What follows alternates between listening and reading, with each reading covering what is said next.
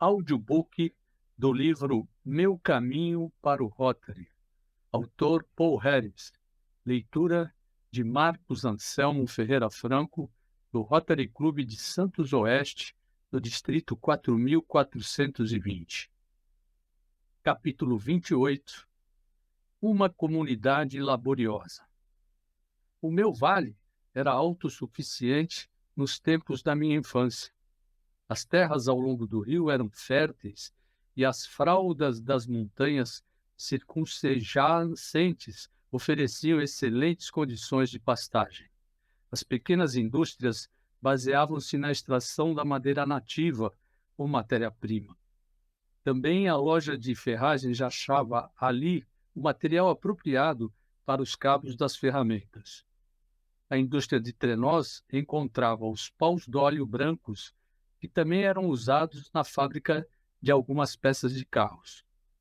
Afinal, as madeiras para todos os fins existiam ali, até para a fabricação de gamelas, muito usadas pelas donas de casa. O velho Prat, de uma só perna, fabricante de esquifes, o carpinteiro, o tanoeiro encontravam abundantes as madeiras mais próprias para os seus misteres. Havia ainda os melhores mármores de granitos do mundo, no alto das montanhas. Existira há tempos atrás uma olaria, como também uma chapelaria e um forno de cal.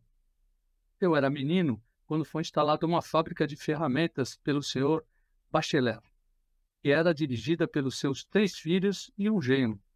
O mais velho dos filhos vendeu a sua participação aos irmãos e associou-se com uma pequena empresa concorrente. Quebrou-se. Os irmãos permaneceram prosperando, confirmando a fábula da resistência, dos gravetos quando num feixe. A empresa Bachelet empregava 100 ou mais pessoas e as relações patrão-empregados eram notavelmente avançadas e sábias. Os bacheleres eram aristocratas na sua maneira de viver, mas extremamente democratas na conduta da empresa. Era uso naquele tempo, como é ainda hoje, reservar-se as tarefas mais fáceis e leves aos filhos, netos e parentes dos proprietários. Os bacheleres não se faziam exceção. À medida que os filhos aproveitassem os seus privilégios oferecidos de aperfeiçoamento técnico nos campos que escolhiam, eram colocados na fábrica, mas só até aí iam os privilégios. A partir de então, os progressos dependiam exclusivamente dos méritos que demonstrassem. Não me lembro jamais de algum parente dos proprietários colocado de imediato em posições de direção ou autoridade. Eles iam para as mesmas tarefas dos empregados recebendo salários iguais. Nunca houve greve naquela firma. Os empregados não tinham organização classista, mas eu duvido que fosse possível alguém desenvolver esse tipo de liderança naquela empresa. O espírito democrático e justo e a harmonia ali existente eram um obstáculo intransponível. Todos ali eram amigos, a despeito dos desníveis de qualquer natureza, porventura existentes. Aquele regime, estou certo, renderia resultados maravilhosos ainda hoje. Muito mais tarde, os bacheleres foram absorvidos pela American Fork and Roll Company de Cleveland, firma de âmbito nacional com recursos maiores que os bacheleres. Assim, a Wallingford não perdeu nada. Pelo contrário, lucrou com a incorporação. O gerente fixou-se na cidade e havendo adquirido a propriedade onde eu vivera quando menino. Eu e o seu interesse pelo desenvolvimento da fábrica contribuiu bastante para a melhoria da cidade. A sua mais importante contribuição urbana foi a construção da linda hospedaria Nova Inglaterra, no mesmo lugar do velho hotel Wallingford. A firma obteve largo prestígio pela excelência dos seus produtos e a sua marca era a preferida nas ferramentas agrícolas, nos bastões de golfe, equipamentos para pescaria, esquis, tobogãs, patins, etc. A hospedaria que construíra ficava muito próxima ao sul da casa da minha infância. ela fez de Wallingford atração de primeira classe para as diversões de verão. Quem viajasse de automóvel através da Nova Inglaterra pararia, por certo, naquele estabelecimento de muita ordem. Há muita coisa interessante para ser vista ali. Homens de grande valor têm saído de Nova Inglaterra para exercer papéis destacados no mundo. O solo de Vermont é mais fraco do que os das fazendas do Oeste e, talvez, por exigir mais de sua gente, tem desenvolvido o valor dos seus homens. Temperados pelas dificuldades impostas pelo solo rochoso e disciplinados pelo rigor do clima, é-lhes mais leve e fácil o desempenho de condições mais favoráveis. É notória a observação de que, proporcionalmente à sua população, Vermont tem maior presença de qualquer outro estado da federação nas listas do quem é quem. Wallingford é uma contribuinte de Vermont, em homens destacados. J. T. Thornburg, escritor de histórias para crianças, viveu ali por alguns anos. Phil Emerson tornou-se juiz federal de Utah. Jeff Soderland, um advogado de Chicago, foi por muitos anos assistente da prefeitura em Wallingford. Aldate Walker Jr. foi dirigente da Comissão Interestadual de Comércio. Nate Rounds tornou-se o gerente de uma grande firma comercial. Birney Batchelor, que morava em frente à nossa casa, foi o inventor do tubo pneumático para a distribuição de correspondência nas grandes cidades. Filadélfia é uma delas. Foi ainda inventor de outros engenhos, escritor, poeta e cientista. Escreveu a história genuína de Wallingford, por Birney, com quem não convivi como amigo devido a ser muito mais velho que eu. Tive grande admiração pelos seus experimentos no terreno da mecânica. A lista dos notáveis da minha cidade não estaria completa sem o nome de Will Coleman, oriundo da zona de terras mais sáfaras da redondeza. Apelidamo-lo de Hartoboro, porque esse era o nome da povoação em que ele morava.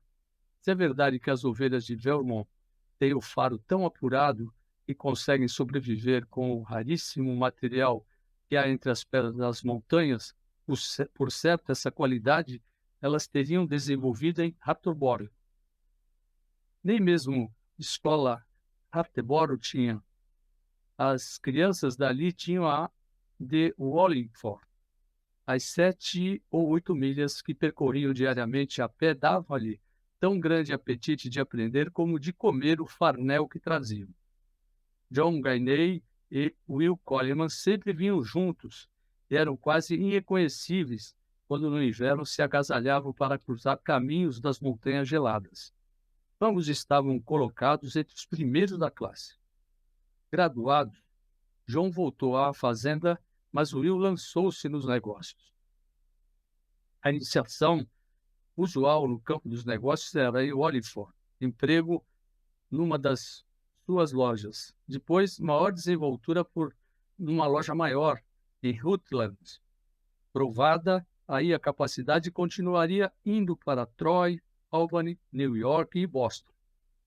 Will não seguiu essa escala. Procurou de início colocação numa firma importante em Boston.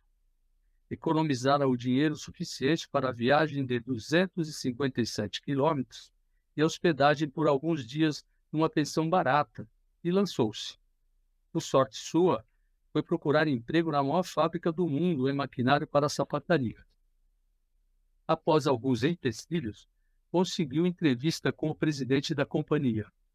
Este impressionou-se com o desembaraço e a atitude resoluta do moço. Perguntou-lhe, afinal, o quanto pretendia ganhar? $15, e eu os mereço, foi a resposta. O homem contestou, dizendo que Boston estava repleta de moços experientes, dispostos a trabalhar por $4 por semana. Eis a resposta de Will, que ficou célebre nos anais da grande indústria. O meu preço é $15. Não trabalho por menos. Mas eu trabalho de fato. Dê-me o emprego e se ao fim de uma semana o senhor achar que está perdendo dinheiro com o meu salário, não precisa pagar-me nada. obteve o emprego, o único que precisou pedir. Todos os outros, daí por diante, foram dados pela própria firma. O último foi o de gerente-geral do escritório de vendas na Europa, localizado em Paris. Essa história sobre o Will me foi contada por um empregado da companhia, que sabia ter eu sido seu colega de escola. Mais tarde testei a verdade com o próprio Will, numa ocasião que nos encontramos em Vermont. Eu, que o conheci menino e homem, classifico como uma figura padrão do que de melhor há na Nova Inglaterra. Alguns dos que tentaram a vida fora de nossa aldeia fracassaram e voltaram em piores condições do que as que tinham ao sair. Mas mesmo os de sucesso humilde tinham histórias bonitas a contar do que lhes acontecera em terras estranhas e tinham audiência para elas, normalmente na área juvenil. Entre os que não mais voltaram está Hiram Chapin. Foi surpresa geral quando se soube das tendências aventureiras de Hiram. Sua saída por uma foi muito comentada. Mas quando reapareceu, não há língua que descreva o sucesso. Veio montado num cavalo lindo, trazendo pela frente uma tropilha de cavalos chucros. Veio vestido à maneira dos homens do Oeste, com um chapéu de largas abas e de lenço colorido no pescoço, fazendo uma pose que era de se ver. Nós, os meninos, nos orgulhávamos dele e despertou o nosso entusiasmo com o Oeste. Alguns de nós que estávamos para ser soldados, marinheiros ou acrobatas de circo, mudamos de plano e passamos a sonhar com sermos cowboys.